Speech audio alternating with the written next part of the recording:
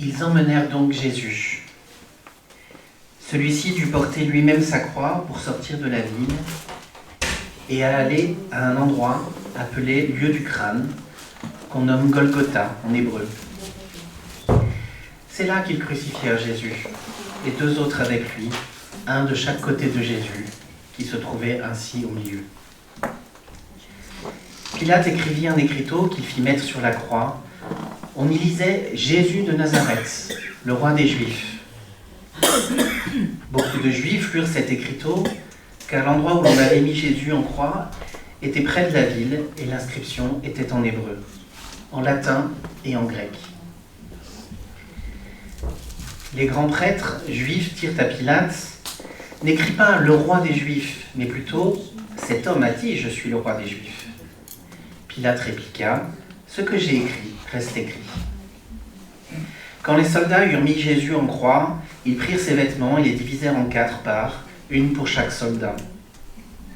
Ils prirent aussi sa tunique, qui était sans couture, tissée en une seule pièce, du haut en bas. Les soldats se dirent les uns aux autres, ne déchirons pas cette tunique, mais tirons au sort pour savoir à qui elle appartiendra. C'était pour que s'accomplisse l'écriture qui dit « Ils se sont partagés mes habits, ils ont tiré au sort mon vêtement. » Voici ce que firent les soldats. Près de la croix de Jésus se tenait sa mère, la sœur de sa mère, Marie la femme de Clopas et Marie de Magdala. Quand Jésus vit sa mère et auprès d'elle le disciple qu'il aimait, il dit à sa mère « Voici ton fils ». Puis il dit au disciple « Voici ta mère ». Et à partir de cette heure-là, le disciple a pris chez lui. Amen.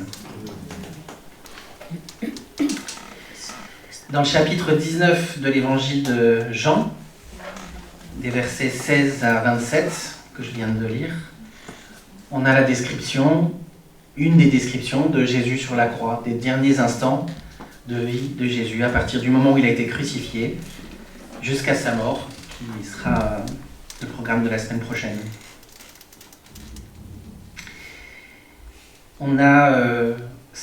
Jean nous raconte dans ce texte que Pilate a peut-être essayé de prendre une sorte de revanche sur les Juifs, sur les chefs religieux, en inscrivant le roi des Juifs, puisque Pilate n'a pas eu la liberté de faire ce qu'il voulait avec Jésus, et que eux ne reconnaissent pas Jésus comme le roi des Juifs.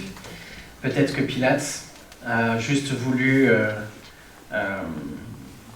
prendre sa revanche en écrivant le roi des Juifs sur la croix, sans savoir qu'en faisant ça, il y a une prophétie qui était en train de s'accomplir. On nous raconte aussi les vêtements de Jésus qui sont partagés. Alors, le vêtement qui est partagé, c'est donc le manteau, qui est découpé en 4 morceaux, et la tunique, c'est le sous-vêtement. Et comme elle était un seul morceau, elle a été tirée au sort. Et en fait, en faisant ça, là aussi, il y a une prophétie qui s'accomplit, prophétie qui est issue du psaume 22. C'est dans le psaume 22 que c'est ce psaume qui commence par « Mon Dieu, pourquoi m'as-tu abandonné ?» Qu'un autre évangile nous rapportera que Jésus a dit en croix. Et puis, on a cette histoire avec donc le disciple que Jésus aimait, Jean, et puis Marie, la mère de Jésus. Alors peut-être que Jésus, tout simplement, au minimum, Jésus tout simplement prend soin de sa mère et lui donne quelqu'un qui va prendre soin d'elle, puisque dans le contexte, elle va se retrouver seule. Peut-être aussi que Jésus est en train de nous dire que dans l'Église, nous avons une nouvelle famille et que ses disciples prennent soin les uns des autres. Mais pour vraiment comprendre ce texte où on a l'impression que c'est juste la fin, où en le lisant comme ça, on a l'impression que ça sonne simplement comme une défaite, et les gens qui l'ont vu ont dû le voir comme ça, pour certains. En tout cas, les chefs religieux l'espéraient comme ça. Pour bien comprendre ce texte, il faut revenir un petit peu en arrière.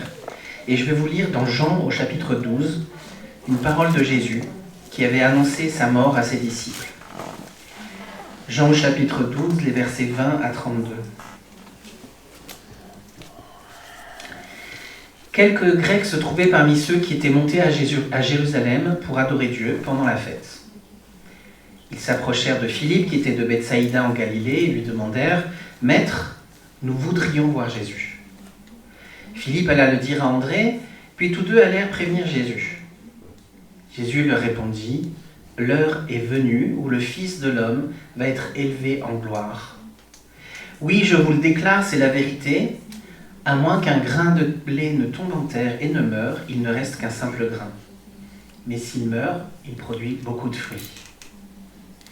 Celui qui aime sa vie la perd, mais celui qui ne tient pas sa vie dans ce monde la gardera pour la vie éternelle. Si quelqu'un veut me servir, qu'il me suive. Ainsi, mon serviteur sera aussi là où je suis. Mon Père honorera la personne qui me sert. Maintenant, mon cœur est troublé. Et que dirais-je ? Père, délivre-moi de cette heure. Mais c'est précisément pour cette heure que je suis venu. Père, donne gloire à ton nom. À cet instant, une voix se fit entendre du ciel. J'ai manifesté sa gloire, et je la manifesterai de nouveau. La foule qui se trouvait là, et qui avait entendu la voix, affirmait « C'est un coup de tonnerre ». D'autres soutenaient « Un ange lui a parlé ». Jésus leur déclara « Ce n'est pas pour moi que cette voix s'est fait entendre, mais pour vous. C'est maintenant le moment où ce monde va être jugé. Maintenant, celui qui domine ce monde sera chassé dehors. Et moi, quand j'aurai été élevé de terre, j'attirerai à moi tous les êtres humains. » Amen. On est seulement quelques jours avant la croix. On est juste après l'entrée de Jésus à Jérusalem, la fête des rameaux. On est juste après que Jésus ait commencé à prêcher à Jérusalem pendant cette semaine-là. On est vraiment quelques jours avant son procès.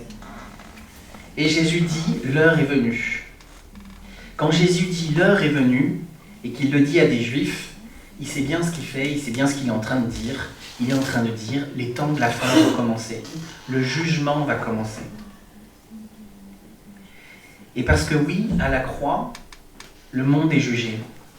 Quand Jésus arrive à la croix, il arrive à la croix parce qu'il est rejeté par le monde. On a lu ce matin Jean 1. Dans Jean 1, on nous dit « La lumière est venue dans le monde et le monde n'a pas pu tolérer la lumière. Le monde n'a pas pu recevoir cette lumière. Et le monde a rejeté cette lumière, la parole de Dieu. » Et donc, dans sa mort, dans ce moment-là où il est sur la croix, ça manifeste à quel point l'être humain rejette Dieu, combien le monde, juif et non-juif, ensemble, rejette Dieu. Et c'est un jugement. C'est un jugement parce que Dieu leur a donné la chance. Dieu est venu parmi eux, il a vécu parmi eux, et ils l'ont rejeté. Mais Jésus dit, c'est pour ça que je suis venu. C'est pour cette heure-là, justement. Pour que le monde soit jugé, et pour que, en mourant sur la croix, par amour, il puisse, lui, glorifier son Père et sauver le plus grand nombre. Il est venu pour ça, pour cette croix. C'était l'objectif. La croix n'est pas un échec. La croix, c'est la réalisation de pourquoi Jésus était là. C'est la réalisation de son amour. Et par ce jugement, le prince de ce monde est chassé. Et on voit dans l'Apocalypse, chapitre 12, ce texte où, après que le peuple de Dieu ait accouché de Jésus, Jésus monte au ciel et Satan en est chassé. Le prince de ce monde n'a plus le pouvoir de l'accusation. Et dans Jean 12, alors que dans Jean 19, on voit Jésus en croix peut-être comme un échec, dans Jean 12, Jésus dit « Le jour où je serai élevé sur la croix, ça sera le jour de ma gloire. » Parce que justement, en faisant ça, Jésus se glorifie. La gloire de Jésus, ce n'est pas la résurrection. La gloire de Jésus, c'est la croix. C'est à ce moment-là que Dieu reconnaît en Jésus toute la gloire de celui qui s'offre pour l'autre, toute la gloire de ce Dieu qui meurt pour nous. Et quand il sera élevé de terre, il attirera à lui tous les êtres humains. On a ce texte qui viendra plus tard avec le centurion romain qui, en voyant ça, loue Dieu en disant « celui-ci était vraiment le Fils de Dieu ». Et on a le brigand, qu'on ne trouve pas dans Jean, mais qu'on trouve dans les autres évangiles, qui est à côté de Jésus et qui lui aussi va se convertir et qui va reconnaître, à qui Jésus va dire « Mais aujourd'hui tu seras avec moi dans le ciel ». Jésus commence déjà à attirer tous les hommes à lui. Et en fait, quand on regarde bien les indices du texte, il y a plein d'indices qui nous montrent que Jésus n'a pas arrêté son ministère à ce moment-là.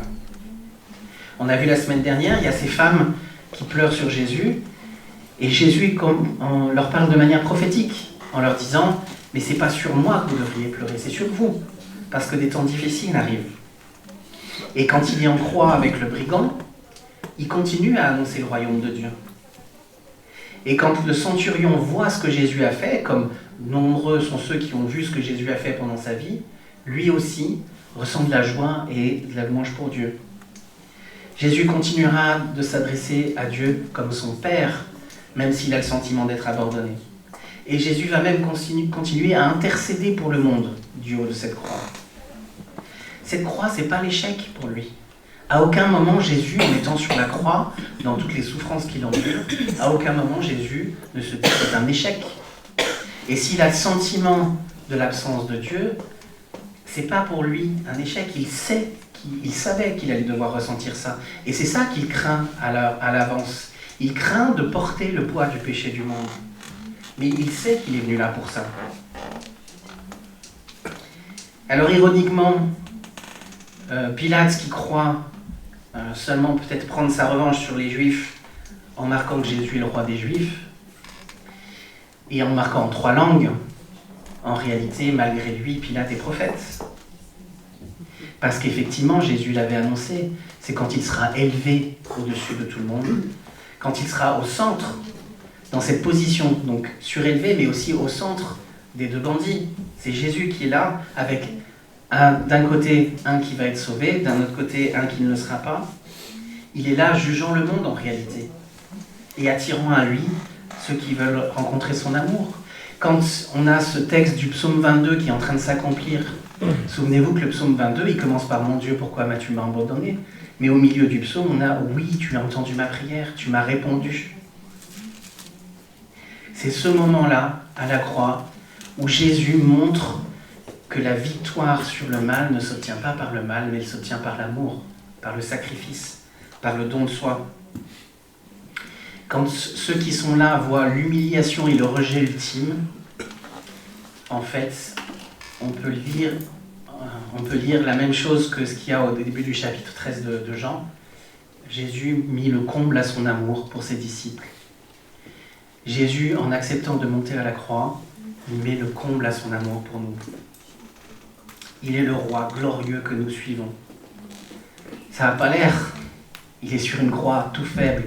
On a l'impression qu'il ne maîtrise rien, et pourtant il continue son ministère. On a l'impression qu'il est dans la défaite, alors qu'en fait il est en train de gagner justement là. C'est là le moment de la victoire, le moment de la victoire sur Satan, le moment de la victoire sur le péché et le mal. Et là encore, dans ce geste, il reçoit l'approbation du Père. Il juge le monde du haut de la croix, alors que le monde croit être en train de juger Dieu. Et nous, à la suite de Jésus, on entend cette parole où Jésus dit « Si le grain de blé ne tombe en terre et ne meurt, il ne portera pas de fruit. » Il fallait que Jésus meure pour porter du fruit. Et le fruit, il est là.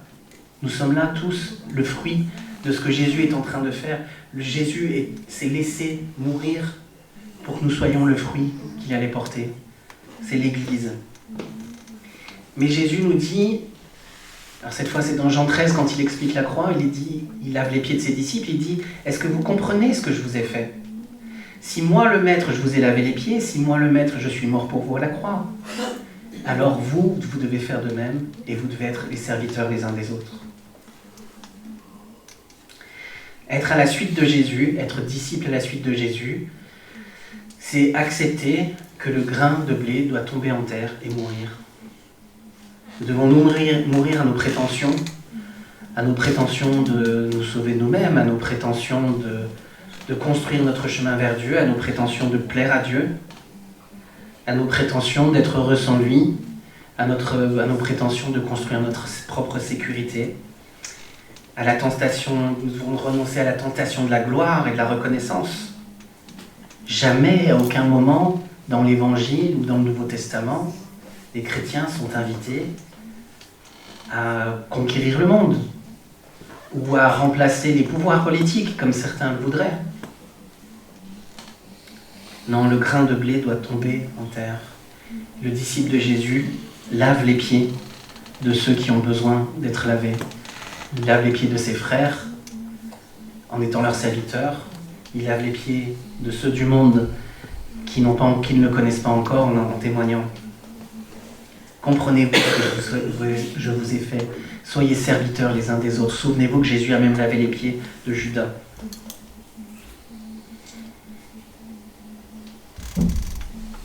Alors ce matin, ça sera assez court, cette prédication, puisqu'on voulait gagner du temps pour la suite. Mais je prie que le Seigneur nous aide chacun à trouver et à savoir dans nos vies à quoi ça ressemble dans ma vie de reconnaître ce que je dois lâcher, ce que je dois abandonner, ce que je dois laisser mourir. Qu'est-ce que ça veut dire pour moi de mourir en terre? Chacun d'entre nous peut le vivre d'une manière différente. Chacun d'entre nous peut le reconnaître dans sa vie d'une manière différente. Mais nous savons qu'il y a quelque chose en nous, des prétentions qui doivent mourir.